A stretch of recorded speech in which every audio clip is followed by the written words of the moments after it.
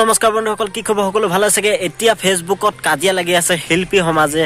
এখন কাজিয়া পিছত আন এখন কাজিয়া চলি আছে। শিল্পী সমাজৰ ওপৰত এখন কাজিয়া চলি আছে যে নীৰৱ মন শৰ্মাই এটা ফেচবুকত দিছিলে যে যিকোনো শিল্পীয়ে বোলে লাইভ আহিলে পইচা লয়, আৰু সেই সন্দৰ্ভত আমাৰ দীক্ষুদাই কি ক'লে আপোনালোকক দীক্ষুদাবাবু ফেচবুকত যোনটো লিখিছিলে সেইটো আপোনালোকক দেখাবলৈ চেষ্টা কৰিছোঁ।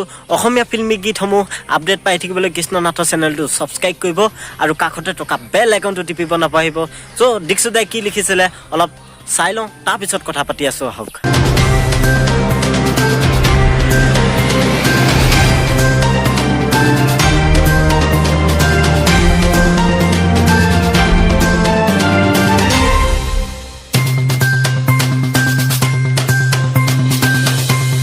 দীক্ষুদাই কি মন্তব্য ক'লে আপোনালোকে নিশ্চয় দেখা পালে চাগে।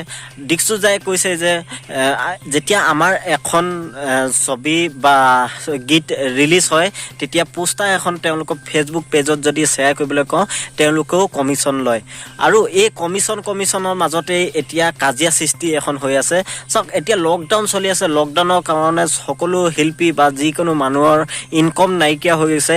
তেওঁলোকে লাইভ আহিবলৈ পইচা লৈছে, সেইটো তেওঁলোকৰ ফেমিলি আছে, কাৰণ সকলো কাম ফ্ৰীকে কৰিব নোৱাৰে।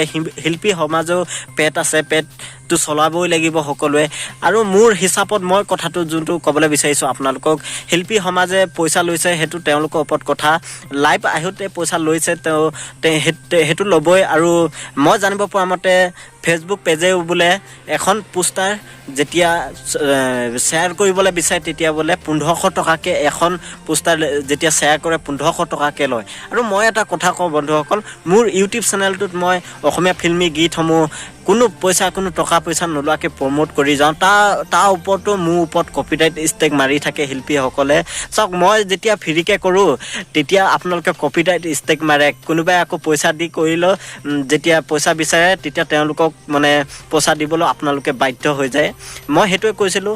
আপোনালোকৰ কি মন্তব্য যে নীৰৱ মন শৰ্মাই এই মন্তব্যটো কৈছে, আপোনালোকক ভাল লাগিছে নে নাই লগা কমেণ্ট বক্সত জনাবলৈ নাপাহিব।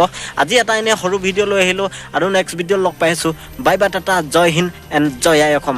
মই আজি বাৰীৰ পিছফালে আছোঁ, বানপানী হৈ আছে, তাকে চাবলৈ আহিছিলোঁ আৰু ভিডিঅ'টো বনালোঁ। আজিলৈ আহোঁ আৰু নেক্সট ভিডিঅ' লগ পাইছোঁ।